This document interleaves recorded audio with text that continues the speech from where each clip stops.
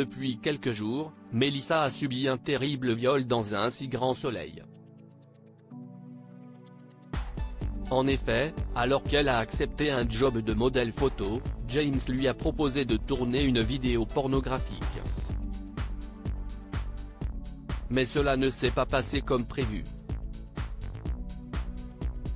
L'amoureuse d'Enzo, Teilo Azaïs, a donc fini par porter plainte. Avant la suite de cette enquête diffusée dans le courant du mois de mars 2023 sur l'antenne de France 2, l'un des co-créateurs du feuilleton quotidien a révélé les coulisses de cette intrigue. Un sujet particulier pour le scénariste d'Un si grand soleil Olivier Sesulzinger, l'un des hommes forts du soap, a dévoilé les raisons de la proposition de cette arche pour le compte d'une interview dans Télé Loisirs. Nous voulons raconter la réalité de femmes qui se retrouvent piégées par des sites se présentant comme du libertinage, et derrière lesquels il y a, en fait, des gens qui sont des violeurs et des proxénètes, a-t-il expliqué en ajoutant que la plupart des vidéos filmées sont des agressions sexuelles.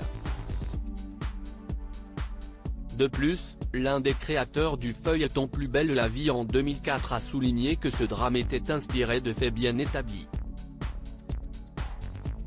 C'est une intrigue qui s'appuie sur des histoires réelles. Certains réalisateurs et comédiens de ces sites sont actuellement en prison, a-t-il dit dans les colonnes de l'hebdomadaire Télé.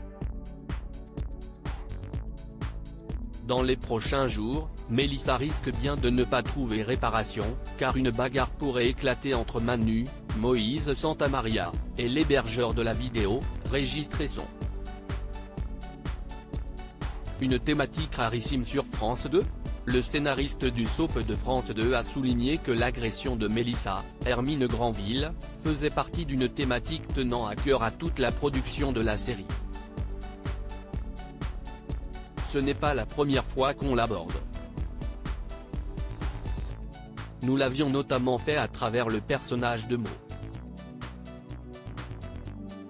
J'ai l'impression qu'on en parle assez peu, a-t-il dit. De plus, il a donné son avis à propos de ces viols. Dans notre société, les choses avancent pour lutter contre ces violences, mais avec une lenteur redoutable, a-t-il conclu. La suite des aventures des habitants de Montpellier est à retrouver dans les prochains épisodes de la série Un si grand soleil, diffusée du lundi au vendredi aux alentours de 20h45 sur l'antenne de France 2.